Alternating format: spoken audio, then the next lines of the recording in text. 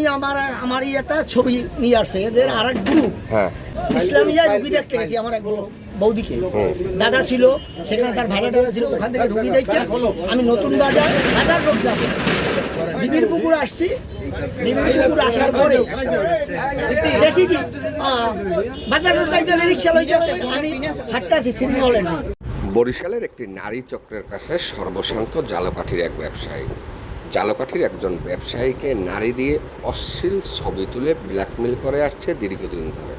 ওই ব্যবসায়ীর কাছ থেকে মোটা অঙ্কের টাকা নেয়ার চক্রটি আজকের আবারও জালকাঠি টাকা নেয়ার জন্য আসলে জনতার হাতে আটক হয় চক্রের 2 জন সদস্য। বরিশালের কিছু লোক জালকাঠির এই ব্যক্তি বরিশাল শেরেবাংলা মেডিকেল কলেজ হাসপাতালে রোগী দেখাতে বের হওয়ার পর একটি রিকশায় ওঠে। ঠিক তখন ওই রিকশা চালক একটি নিরিবিলি গলিতে তাকে নিয়ে যায়।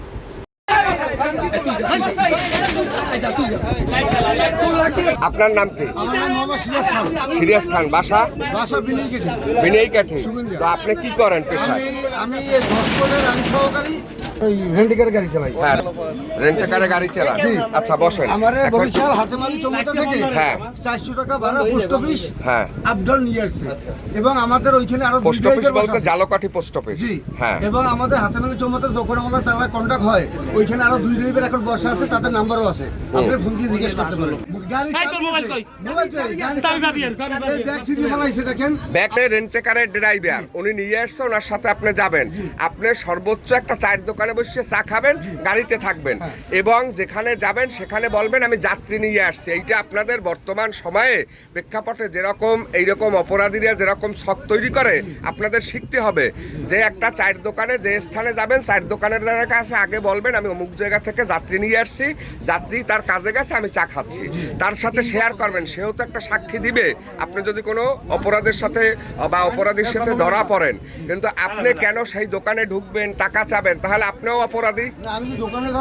তাইলে এই যে ভাইকে বললো কেন আপনি সেই দোকানে তুলে বসবেন, এইটাই তো আপনার অপরাধ। যাই হোক, এই যে আপনার কি নাম? সদর রোডে। আপনি কি করেন পেশায়? কিসে চাকরি করেন? ল্যাবে। কোন ল্যাবে? জি। আচ্ছা, তো আপনি জালকাঠিতে কেন আসছেন? বড় ভাইকে হ্যাঁ, তার কাছে আসছেন কেন?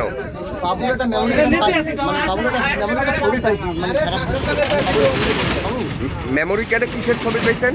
মানে বাবুর লোকে আমি কি জানি না, কিন্তু একটা বাসায় মনে হয় সিক্রেট হয়েছে, ওইটা একটা মেমোরি কার্ড করে দিয়েছে। হ্যাঁ, পরে আমি ফোন দিয়ে বলছি বাবু এই মেমোরি কার্ডটা আছে। হ্যাঁ, বাবু এই মেমোরি কার্ড পাইছে, এর মধ্যে আমরা ছবি পাইছি। হ্যাঁ, তবে আসেন ম্যানেজারের ব্যাপারে আপনাকে 4000 টাকা দিয়েছে। কে দিছে? বাবু আপনি ডিলিট করে দেন। কেন 4000 টাকা দিছে? তাইলে আপনি তার ছবি পাইছেন, সে আপনার কাছে যাইয়ে মেমোরি আনবে, আপনি কেন দিতে আসছেন? হ্যাঁ, তারপরে আপনাকে 4000 টাকা দেওয়ার পরে কি হয়েছে?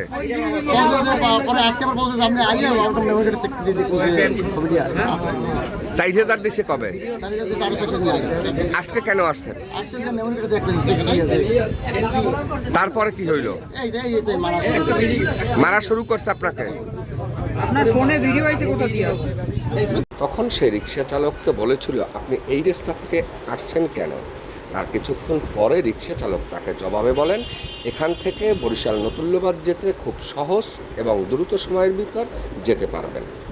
এর কিছুক্ষণ পরে কয়েকজন ছেলে তাকে জোর করে নামিয়ে একটি বহুতল ভবনের দোতলা ফ্ল্যাট রুমে নিয়ে যায়।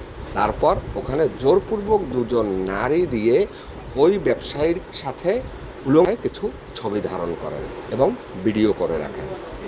জালকাঠির এই অসহায় ও নির্দোষ ব্যক্তিকে চাপে ফেলে ব্ল্যাকমেল করে 2-3 বার তার কাছ থেকে মোটা অঙ্কের টাকা হাতিয়ে নেয় চক্রটি।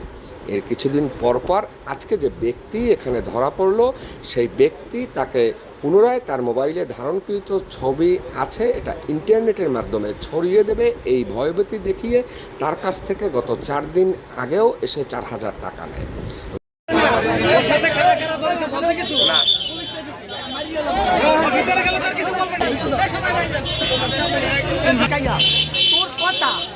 তোর কথা আমি আরো 50 জন মাগিয়ে যা, এইটা যাতে স্বীকারোক্তি হয়, সঠিকভাবে হয়, তুই কোন জায়গা দিয়ে গেছো, কোন জায়গা দিয়ে উঠছো, কী করছো, মাগিরা তোর লগ লাগছে, মাগিরা তোর লগে আইছে, এইসব কথা করিয়া আমার মোবাইলে করিয়া লাগছে, লগে আইছে এই জায়গায় লইয়া আমি আকাম করছি, এইসব সব কিছু আমার ভয়রা দেয়।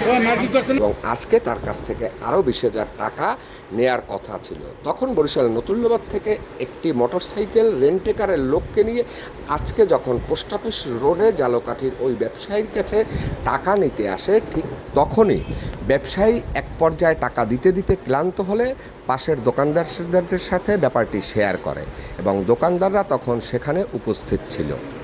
এরপর ওই ব্যক্তির সাথে থাকা তার স্মার্টফোনের ভিতর বিভিন্ন ধরনের ছবি এবং ভিডিও পাওয়া যায়। তারপর জনগণ তাদের দুজনকে আটক করে এবং এলাকাবাসী নিকটস্থ থানায় খবর দিলে পুলিশ প্রশাসন এসে তাদেরকে উদ্ধার করে।